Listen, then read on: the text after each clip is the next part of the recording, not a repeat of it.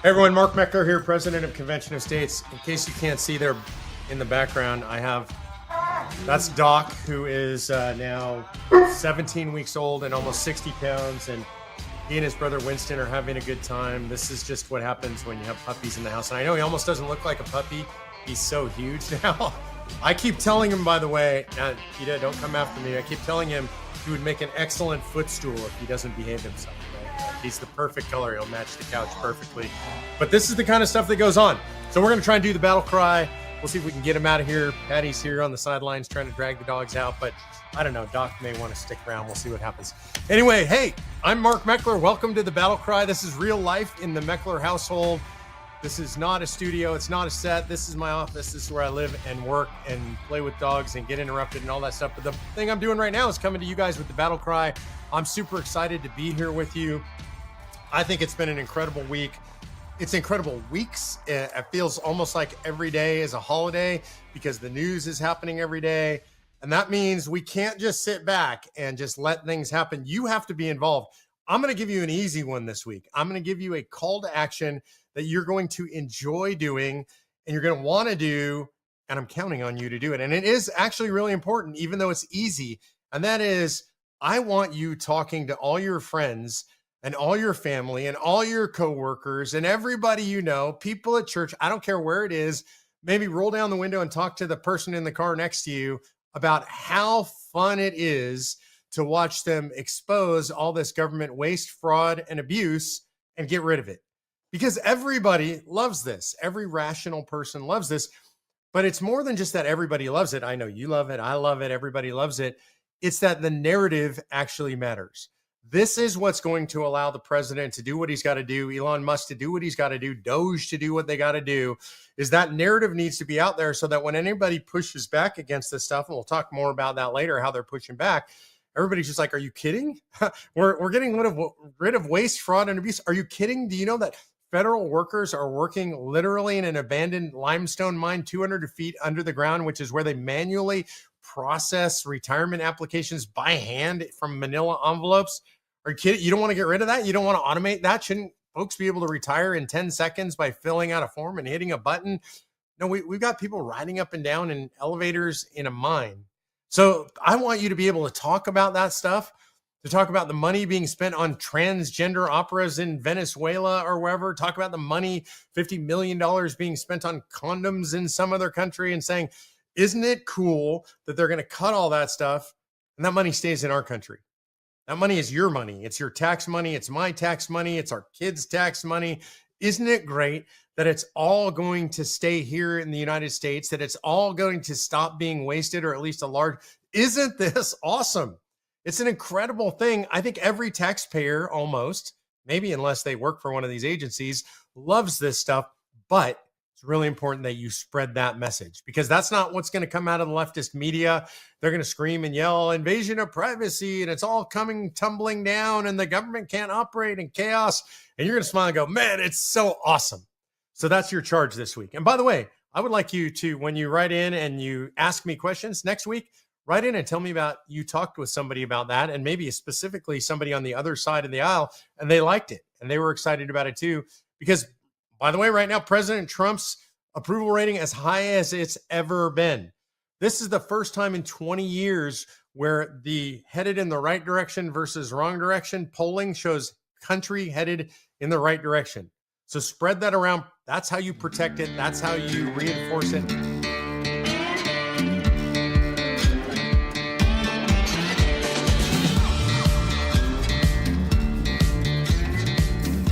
We're going to go to the cavalcade of confirmations. This has been incredible. If you remember when Trump made all these appointments, a lot of people said, some people were doomed. Kash Patel would never make it. Tulsi Gabbard would never make it. Elon Musk would never make it. Maybe Russ Vought would never make it.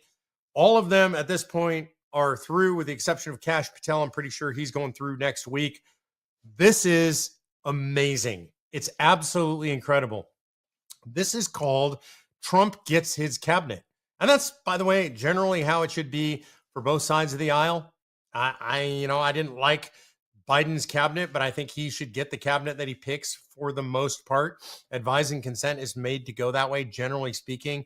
was great to see the Republican Party generally stick together on all of these nominations, with the primary exception of the dying turtle, Mitch McConnell. Turtles seems like, or tortoises at least, live forever. I think Mitch McConnell's nearing the end of the tortoise's life. And I don't know, on the way out, he's trying to go out in the style of John McCain, a couple of votes that really anger people and tarnish whatever legacy he may have left. I don't know what that is anymore. By the way, I'm not a McConnell hater in general. You got to give McConnell credit for keeping that Supreme Court seat open, for keeping Merrick Garland off the Supreme Court. Because of that, the Supreme Court's much better, much healthier. He did a great job with all those nominations. Other than that, I don't really like Mitch McConnell, and I'm glad to see him on his way out. It's unbelievable. He's literally voting from a wheelchair. It's time for Mitch McConnell to go.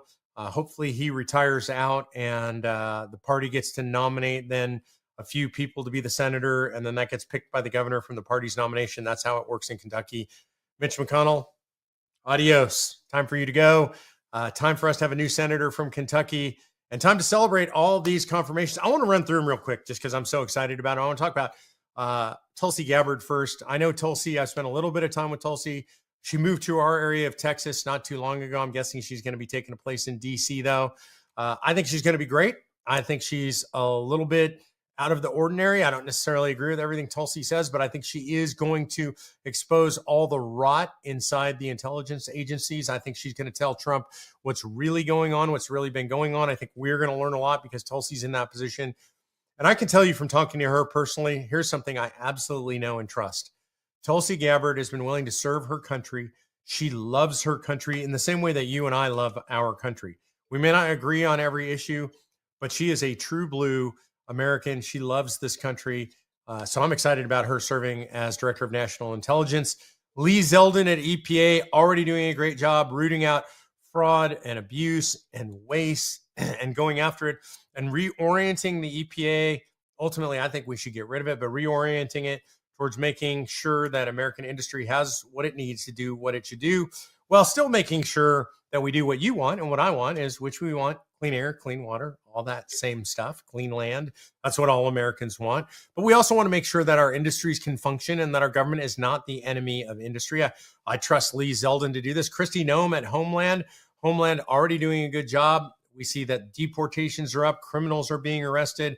Tren de Aragua, the Venezuelan gang, being rounded up and sent out of the country. So I think, Noem and Holman doing a great job there at Homeland Security. Russ Vought at OMB. Russ is another longtime friend. He, he is somebody who has experience in this position. He was here in the last Trump administration. I think he's wiser, leaner, meaner now than he was back then. He learned a lot, and that's not to say he wasn't great. I think he was great, but OMB is already doing good stuff. I don't know if you've seen, Russ Vought has given a lot of authority to his deputies. There are a lot of lower level appointed deputies. Trump understands, and Russ Vought understands, a lot of these other folks understand that the deputies really make a lot of this stuff happen. So those guys have been appointed under Vought, and they're going out and they're going to be slashing and burning all this waste, fraud, and abuse. I really love that. I want to talk about Kash Patel. He's going to be here soon. He'll be probably confirmed next week. He's already made it out of the committee. That means he's likely to be confirmed. I think he's already passed what they call cloture. So there's just going to be a vote next week. I don't know how long that's going to take, but we're going to get him in. A lot of these people are people who have been targeted by the agencies that they're now set up to run. And I think this is brilliant on the part of Trump, because these people will not be normal political appointees. They have an axe to grind, and I think that's really healthy.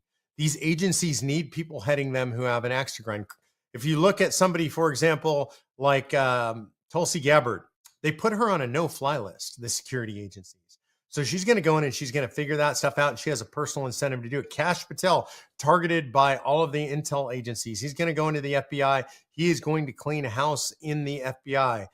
If you look at Russ Vought, Russ was targeted by all these agencies. He's going to go in and he's going to clean house. If you look at Kristi Noem, Kristi sent a bunch of her troops, her National Guard troops, from her state down to Texas's border. Good choice to lead Homeland Security. I think she's a good spokesperson for Homeland Security. I'll put my vote with Tom Holman, though. That guy's a bulldog. He's not going to tolerate any guff from anybody. He is going to clean up our border. And then finally, our man, Pete Hegseth. Look, he is a war fighter. And if you watch Pete acting and how he talks to the troops and how he talks to his staff, he's talking like a guy that's going to defend our troops. I absolutely love it. So I think this has been the cavalcade of confirmations. I think it's going to keep going. We're going to keep confirming more good people and people who we don't even see at a lower level. I'm super excited for what the coming weeks have to bring as these folks get their feet underneath them and get rolling. I'm most excited about what Doge is doing, and Doge is taking a chainsaw to waste, fraud, and abuse. It's absolutely incredible. It's glorious. It is so fun to watch them go through department by department by department, and that's what they're doing. They've recently been called in. I think in the next week, they're going into the IRS. They've been called into the education department, and President Trump has set this up in a way that's legally bomb-proof. It is taking an agency that was set up by President Obama, already approved and appropriated by Congress, and it's just repurposing it. It's even using the same acronym Doge, only now they've changed it to Department of Government Efficiency. And so I think this thing is legally bomb-proof, and I think it is incredible what they've done already. They're saving billions of dollars. They're totally transparent. It's amazing. Speaking of transparency, I don't know if you saw, Trump held a press conference. In that press conference was Elon and also his son, Little X. And I love this. It harkened back, honestly, to the JFK administration. I don't know if you remember the iconic photos of JFK's son crawling out from underneath his desk, underneath the iconic presidential desk. What's it called? The Resolute desk. And here we had Little X there in the Oval Office talking to the president, sitting on his dad's shoulder, standing in front of his dad. I love that he's in there. I love the press conference because it's totally transparent. Trump is talking to the press every day, literally every day. Wherever he is, he's talking to the press. He's holding press conferences. Elon's totally transparent and talking to the press. I thought Elon's comment, he said, look, I'm totally transparent. I understand I'm going to get a proctology exam every single day. He's got nothing to hide. I don't think he's doing this for personal gain. You hear people on the left talking about this idea. They're talking about that this is now an oligarchy, right? That wealthy people are doing this to benefit themselves, or that this is fascism. By the way, oligarchy and fascism are all about centralizing power in a central government so that they can exercise that power and make money for themselves. I don't know if you've noticed, but they're trying to cut centralized power. They're trying to cut the amount of money being spent. Is exactly the opposite of the definition of an oligarchy or fascism. The left just likes to throw around words. It is fantastic. And the transparency is incredible. By the way, every agency is now completely transparent. You see all of these people holding press conferences. You see Kristi Noem holding press conferences. You see Tom Homan talking to the press. You see Lee Zeldin talking to the press. You see Russ Vought talking to the press. Tulsi Gabbard is going to be talking to the press. RFK Jr. is going to be talking to the press. This is transparent. They're going through government and they are rooting out waste, fraud, and abuse. My favorite part of all the waste, fraud, and abuse being rooted out is how the leftist progressive Democrats are responding to this. It is absolutely, completely incredible. You got to watch some of the video footage of them doing this. There's a song that they were singing. There's all kinds of stuff that the left is doing. Take a look at some of this video footage. Which side are you on? Which side are you on? Tell me. Which side are you on? Which side are you on? We'll fight against Doge. We'll fight Elon Musk. No Elon scab within our walls. We'll fight from dawn to dusk. Oh, which side are you on? That's some of the worst singing I've ever heard. That's an old civil rights song. It's now been repurposed against Trump and against Doge and in favor of government employees, the civil service. You think most American people are going to buy this? I think this is the stupidest campaign ever in political history. The left has decided that their campaign is to preserve waste, fraud, abuse, and lots of people in government employment. You think anybody's going to buy that campaign? I don't think it's a winning campaign. Trump's numbers, by the way, the best they've ever been. The country headed in the right direction, as I talked about before. Trump has his highest approval ratings ever. I think it's just going to keep getting better. And I encourage the left not to learn their lesson, to keep protesting just like this, because it's incredible. And by the way, they're doing it and they're doubling down on every issue, including DEI. DEI is dying. Corporations are moving away from DEI. DEI is now diversity, equity, and inclusion has been prohibited in all government agencies, has been prohibited in the military. So that's really good news. Even better news is the crazy leftists are doubling and tripling and quadrupling down on this. I got to show you some of this video. It goes on and on. I won't burn your eyes out by making you watch all of it, but this is in Worcester, Massachusetts, a town that just declared, after listening to these people I'm going to show you, that they are now a sanctuary city for the alphabet soup gang. I don't want to spend an hour applying glitter on my face so that you will hear and see me. I need the city to protect me because the federal government won't. And if you think you're afraid of Trump, you should see how afraid of Trump I am. Oh, I'm so sorry I made you watch that. I'm so sorry I had to watch it again. Though I have to admit, out of just sheer horror, I don't know, maybe it's like watching an automobile accident afterwards or something. I've watched it multiple times. These people are truly crazy. And what they're all about is castrating our kids, making sure that schools have pornography in them, making sure that parents have no say over their kids' education. This is what they're all about. This is their pitch to the American people. This is what they think the American people are going to buy. Again, I got to say, I'm all in. I'm all for it. Keep it up, leftists. This is not a winning campaign. It's just not going to win. It's going to drive more regular Americans, regular Democrats away from the left and to the right. I think it's an awesome thing. So much awesomeness. It's hard to keep track of all of it. I want to show you my favorite video of the week. Check this out. Secretary of Defense, the man, the myth, the legend, Pete Hegseth. I did do PT with the troops this morning. Listen, it's not that long ago that I was right there with them. I probably, no offense, General, I probably connect more with those guys than I do with four-star generals. But now I get the chance of working with four stars and others who are committed to the troops. But when I can get down, do push-ups and deadlifts with the troops, and just hear from them, what's working, what isn't, how do you see your mission set? I love that. Isn't that awesome? Doing reps with the troops, lifting weights with the troops, out with a run with the troops. Just like Lloyd Austin, our big out of shape previous Secretary of Defense who disappeared for a couple of weeks. Nobody knew where he was. He was in the hospital. That's not Pete Hegseth. Pete's out there actually doing PT with the troops. I love it. He's a great man. He loves you guys, by the way. He stays in touch with us, even though he's Secretary of Defense traveling all over the world. I text him every few days, let him know you guys are praying for him. We love him. We appreciate what he's doing. In fact, I texted him earlier today, told him, love to see you out there doing PT with the troops. In fact, I work out almost every day. And I told him I'm going to do some reps just for you and honor you, brother. He appreciates it. He appreciates you doing it.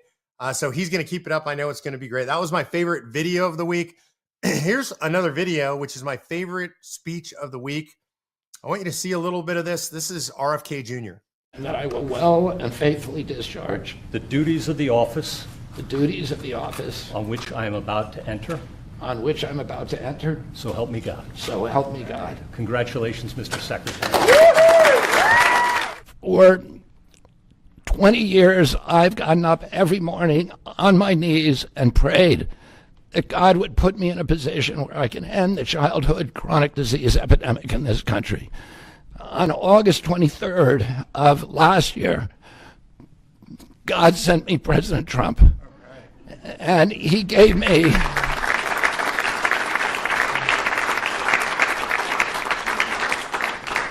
he's kept every promise that he's made to me.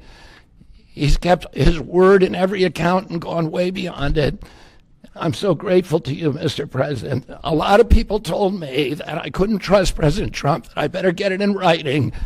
And we did a handshake, and everything that he told me he was going to do, he has done. Why do I love this so much? There's so many reasons. This is a 5-minute speech. If you haven't seen all of it, you should watch it. It's genuine. It's heartfelt. If you're worried about whether RFK Jr. meant it or not, hopefully this speech shows it to you. Here's one of the things I love about it. He talked about spending 22 years on his knees every morning when he got out of bed, praying that he would be able to help children in America. That's an incredible thing to say. He didn't just say, I prayed for this thing. I hoped for this thing. He said, for 22 years, I've been on my knees every morning. You know what a healthy thing that is for America? You hear all of these officials at the highest level talking about being on their knees, being in prayer, giving their life to the Lord, being religiously faithful people. When you hear people at a high level saying this over and over and over, that affects the culture. You know, my old friend Andrew Breitbart used to say politics is downstream from culture. And I think there's some truth in that. But I also think it's a loop. Politics is downstream from culture. I think there is a revival going on in this country. But I also think culture is affected by politics. And when you have powerful people like RFK Jr. is now in the cabinet, when you have Pete Hegseth talking about giving his life to the Lord, when you have president talking about prayer and being saved by God from an assassin, all of those things have an effect on the culture, and they're really important. And so to see RFK Jr. say that in that moment, excuse me, to talk about turning to the Lord every morning for 22 years, being on his knees, I love hearing that. It makes my heart glad. I think it's great for the country. I think the other thing is he said that God gave him President Trump. I want you to think about this. We have a Kennedy in the cabinet at the White House again, and he's there because of President Trump. And I think this shifts the political landscape. Lifelong Democrats look at that, a lot of them, and think, the rational ones, and think, well, if Kennedy's over there, if Tulsi Gabbard's over there, that can't be what I thought it was. You know, there are others, and I think you should watch for this, and this all flows out of the same movement. There are people who, what I would call center left, that are being forced to the right, and this has been going on for a while. Some of them getting what I would call red-pilled, moving all the way to the right. Some of them just seeing that they have common cause with the right. It's incredible. I don't know if you've seen in the last week, Nicole Shanahan, who was RFK Jr.'s running mate, she funded a bunch of the opposition against senators that might have voted against RFK Jr.'s confirmation. She comes from the left. And now she's saying the Democratic Party is lost. There's another woman by the name of Lindy Lee. She was a multi-billion-dollar bundler for the Democrat left. She's spilling the beans on the Democrat left and how dishonest they are and how they abused her and how they abused all the money and just wasted all this money that she helped raise for the party. And she's being viciously attacked by the radical left and welcomed by the right. And not welcomed because she's right-wing, by the way. And that's important. I don't think she is right-wing. I think maybe ultimately she gets red pill, but she's being welcomed because she's telling the truth. And on our side of the aisle, we like people who tell the truth, even if it's an uncomfortable truth.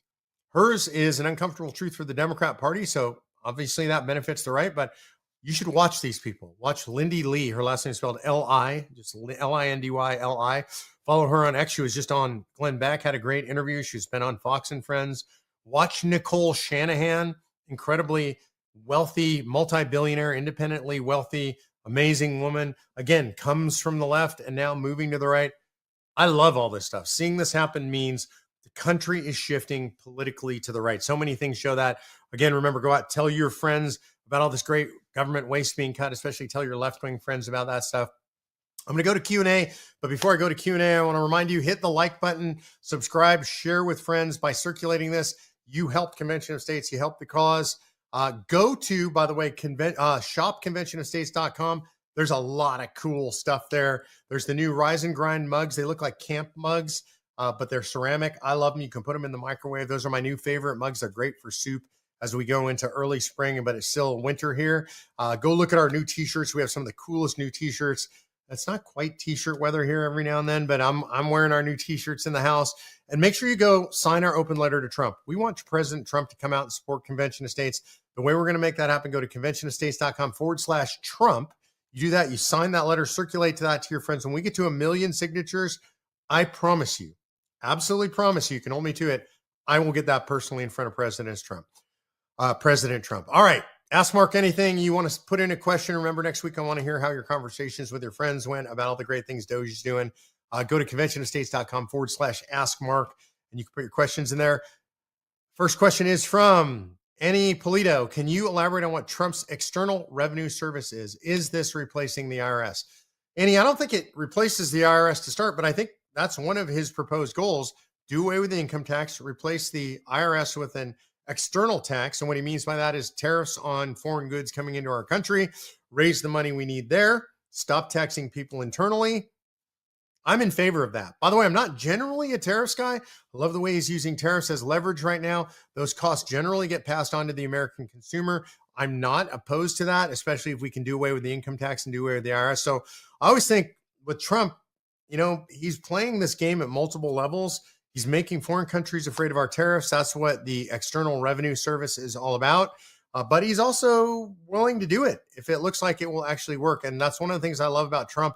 He's flexible. He moves in the moment. He sees what works, what doesn't work, and then he focuses on what's working.